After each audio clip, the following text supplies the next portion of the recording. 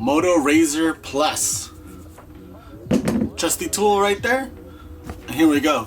We got a thin box already to begin with. This is the Moto Razr Plus, the T-Mobile variant. Let's get with the unboxing already. Got 2 stickers on the back. Tool to the side. Very slim box. You can already guess what's not going to be in here. And there we go. This is the first time I've ever seen a warning on the plastic cover of the phone. It says do not remove the attached internal screen protector or use third-party screen protectors on the internal screen. Doing so will void your warranty. So if you've seen this phone before, you know that it's a folding phone. So you definitely don't want to put tempered glass on the inside because when you fold it, it'll crunch. And I guess they don't want you to use plastic ones either. I guess they have one already on it. So it's good. Usually they give you this really boring plastic translucent cover on it. It's not necessary to make it designed or anything, but I think it's cool that there's stuff on it. And the cutout for the camera, I feel like that's kind of cool. It's a pretty cool concept to do. Not needed, but very cool addition.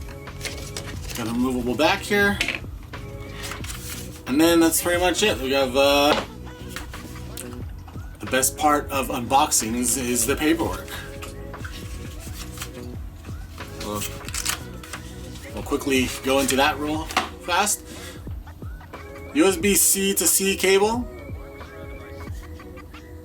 I always enjoy having these things in there, because one day they might take those out and then we'll all be pretty upset about it.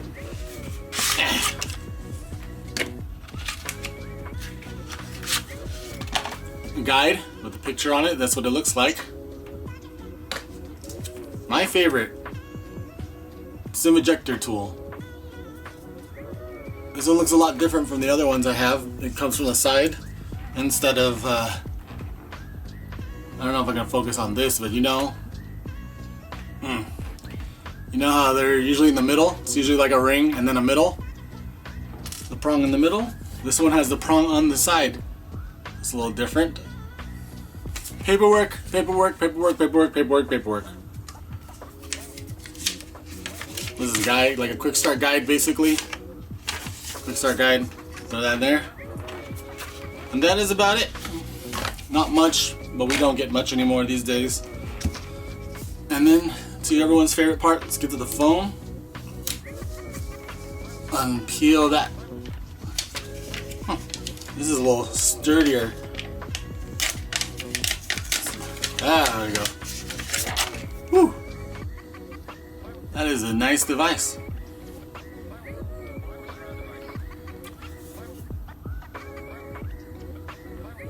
So this is what the front looks like, or the back technically, the front and the back. It's got like a, it's like a soft touch black material. So it's yeah, like the back of a Galaxy S23 or something like that, or a Pixel 5. Not as grippy as the Pixel 5, but it's nice. It's a nice touch. And then you can see this whole part is glass with the cameras on the back, and I cannot wait to power this on because you can really tell this display is going to be huge. Nothing on this side except for the SIM tray right here. SIM tray. Microphones up here on the top with some antenna bands. It's hard to see on the black model, but yeah. So we got the volume rocker up here, and these are pretty tiny buttons. They stick out far and they click nice, but they're kind of small in size. It's a little odd.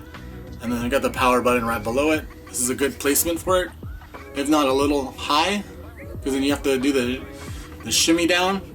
You have to, because I would hold it like this maybe. Then you gotta shimmy it down because the phone's a little long. And on the bottom we got microphones, the speakers, and the USB-C USB-C port for charging on the bottom. Initial thoughts? The first thing most people would probably do on a folding device is feel the crease, and it's less here. It's way less than the obvious competitor, the Galaxy Z Fold 4. Like, you can see at an angle, you can see the line, because normally you can, like on a Z Fold device, you can see the line all the time. But on this, if you look straight at it, like, I can't really see it. But at an angle, I can see where the light reflects in this little crease. But yeah, so far I'm impressed that they were able to do a better job on the crease there. Fold this phone for the first time. It's a lot. The hinge is sturdier too. Like, I feel like it's harder to push this. Oh, at the end it just swings open though. But generally, this part feels weird. It feels like you can feel the hinge. I don't know how to describe that feeling. Like, I don't know. When you stop it, you feel like like it's hitting a doorstop or something. It feels a little weird there. But anyway, compact, pretty small. Looks really good. And now, ooh, feels like it makes a hard sound when it hits open. But anyway, so this is the phone, and I'm gonna put my SIM in right now and take it out.